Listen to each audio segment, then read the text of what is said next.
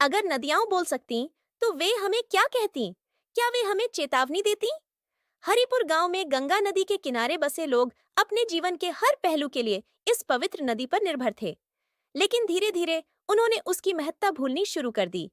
कूड़ा कचरा, प्लास्टिक और गंदगी नदी में फेंकी जाने लगी। लोग यह नहीं समझ रहे थे कि वे अपने ही जीवन स्रोत को नष्ट कर रहे हैं। एक रात गांव के बुजुर्ग पुजारी पंडित रामलाल को एक अजीब सपना आया। उनके सपने में नदी देवी प्रकट हुई। उनकी आंखों में दुख साफ झलक रहा था। देवी ने गंभीर स्वर में कहा, तुमने मेरी पवित्रता को दूषित कर दिया है। यदि यह बंद नहीं हुआ तो मैं अपनी जलधारा वापस ले लूंगी। अगली सुबह गांव में एक अजीब घटना घटी। नदी का पानी काला पड़ गया। मछलियां मरने लगीं, बीमारियां फैलने लगीं, गांव के खेत सूखने लगे। यह देखकर गांव वाले भयभीत हो गए। उन्हें एहसास हुआ कि यह नदी देवी की चेतावनी थी। गांव में अफरा तफरी मच गई। लोगों ने मंदिरों में प्रार्थना की, लेकिन कुछ नहीं बदला। फिर गांव की सबसे बुजुर्ग महिला अम्मा जी ने कहा, देवी ने हमें चेताया है। अगर हमें इस स्थिति को सुधारना है तो हमें अपने कर्म बदलने होंगे।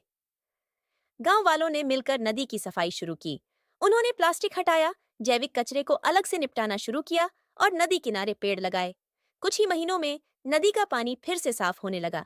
मछलियां लौट आईं और गांव में फिर से समृद्धि आ गई। भगवत गीता का संदर्भ।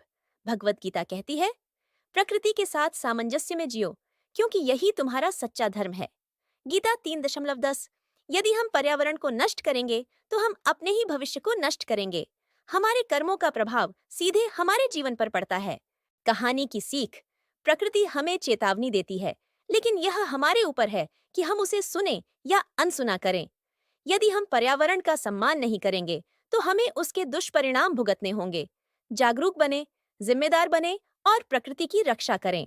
क्या हम अपनी नदियों और पर्यावरण की रक्षा कर रहे हैं?